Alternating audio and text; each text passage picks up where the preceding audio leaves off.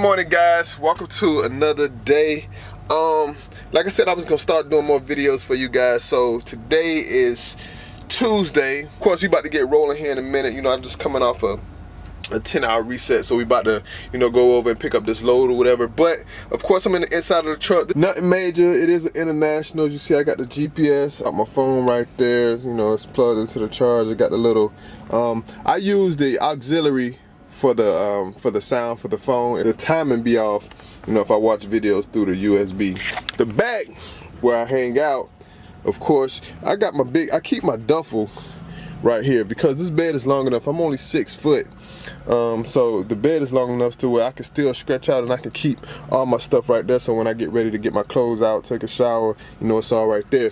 As for the beds, I know y'all boys be going out getting these big ass comforter sets and shit, but I got a sleeping bag. Now, as you may notice, it's 2 different colors, right? Blue, gray, and red, and some checkerboard stuff. That's because these are 2 small sleeping bags that I zipped together. Zipped them together, now I got 1 big ass sleeping bag. And when I tell you this thing sleeps plush, we sleep plush. TV, of course, 24 inch.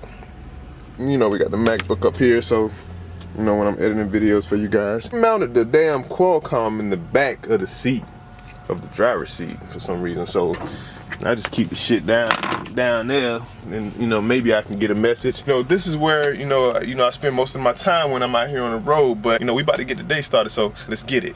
Today I want to talk to you guys about an extreme mountain experience. Of course, driving over the road, you experience hella mountains, especially if you're going over into Northwest and stuff like that. You got like Wyoming, Oregon, you got really tough mountains up in the Denver area. I'm talking about you got some extreme mountains, you know what I'm saying? And driving these trucks through these mountains ain't the easiest thing in the world, especially if you're driving a stick shift. Automatic probably can handle it, at a real slow speed. They go up the mountains real slow. Carrying a 40,000-pound load, that makes it even worse. But the most extreme fucking mountain experience I ever had in my life, and I didn't know if I was gonna make it out of this one, okay? It's the mountain on the road that you ain't supposed to be on. I was in Lynchburg.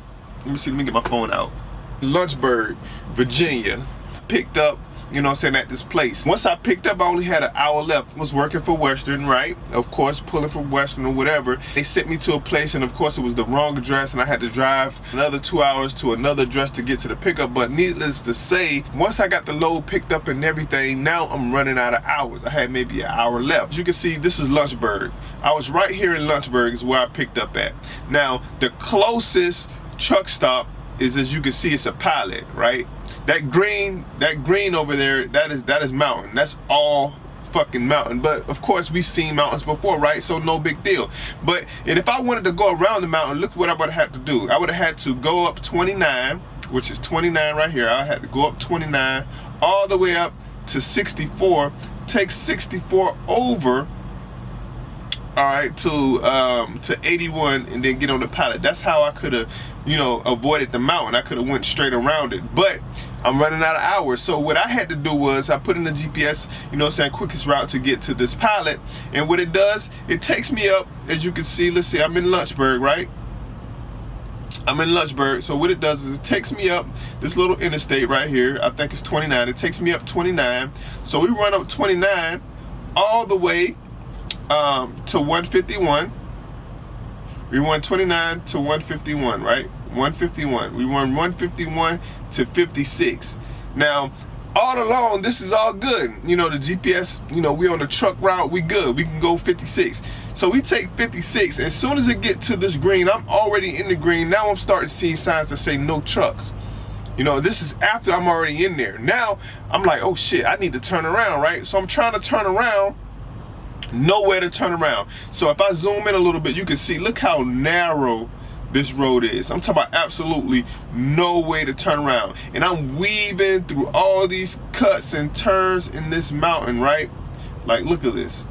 Now, these small turns, they may seem small to you guys on the actual map, but let me tell you, these turns is not for trucks at all. we talking about cliffside turns. Cliffside, meaning that there's no barricade, there's no guardrail, there's no nothing. So I have to make a big ass truck pulling a 53-foot trailer get around these turns. And when I'm making these turns, when I come up on the turn, I can't even see around the curve. So I have to slow up, going downgrade, slow up to try to make it around this curve. So I'm slowing up, making sure the cars are coming. Then I'm going downgrade to make it around the curve. So I have to do that. Now imagine it's nothing but the mountain. This path was only about, I would say, 7 or 8 miles, which may seem not like a lot, but this was a long ass stretch. It took me about 45 minutes, 50 minutes to make it.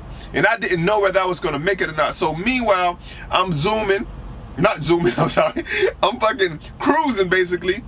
You know, brakes, driving a 10-speed manual, so I'm downshifting, upshifting, pulling up the hill, going down the hill. Like, this shit is fucking ridiculous. I don't know how I'm gonna make it out.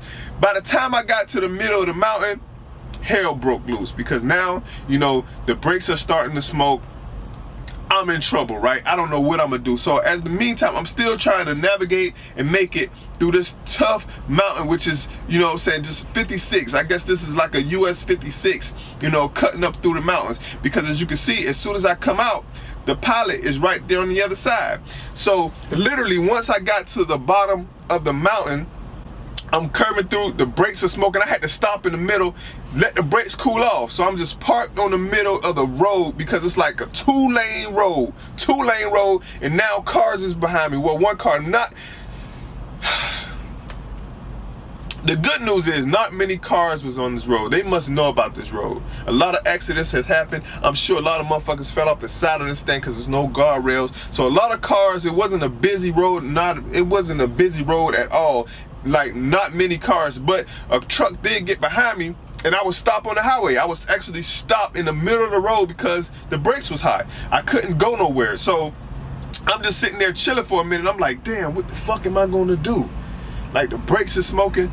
So I looked at the map. As I'm looking at it now, I'm saying, okay, I got a little bit of ways to go to get out of this. So what do? I get back in the truck after the brakes cool down a little bit. All I smell is brake dust or brakes or whatever. I proceed to head on down the mountain. And now the brakes are really feel like they're going out. So I'm just cruising down the mountain. I'm trying to take turns a little bit quicker so I can get down. Finally, I made it. I'm talking about, these were some tight turns. You couldn't see turning left or turning right. And when you made the turn, I'm talking about the tandems on the trailer, it's like literally close to the edge of the mountain. No guardrail. What the fuck am I gonna do? By the grace, you know what I'm saying, I made it down the mountain safely. And as soon as I got out of it, as you can see, like I said, you know, the pilot is right there. I ran out of hours, so now I gotta finesse the electronic log. So I had some time when I was doing my pre-trip. I did a pre-trip, I think I was on like 25 minutes. So all I had to do was, you know, I split that to 15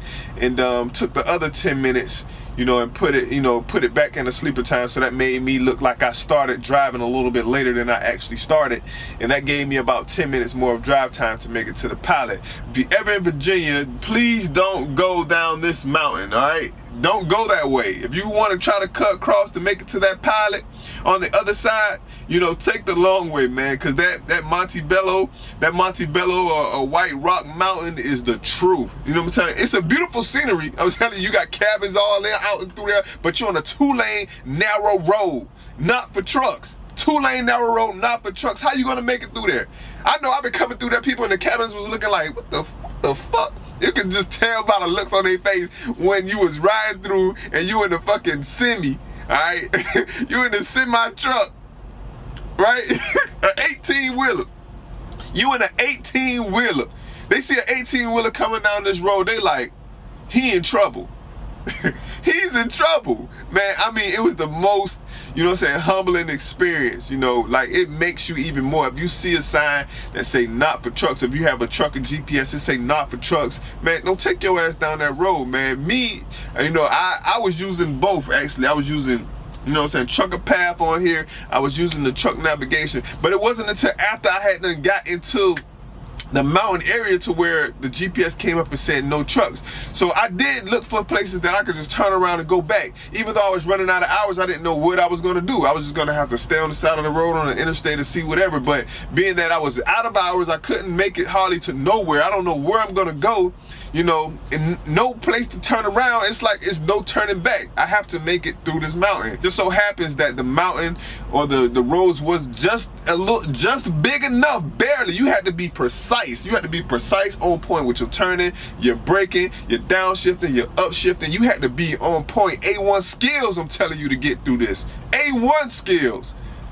But that's all I have for you guys. Let me know what you guys think in the comment section, man. This is just my story about this crazy ass mountain in Virginia I went up to. You know, if you guys like these videos, of course, hit the thumbs up button. Like this video. It don't cost you nothing. Go ahead and stab the like button. Comment. Subscribe to the channel if you're new. And as always, keep it positive. Until next time, see you in the next video. Ooh, damn the Mr. Cool, damn that Ice Cube, Mr. Cow, Mr. Chow, Mr. Come and get your food, Mr. Bruce Leroy with the Kung Fu, Mr. Rule.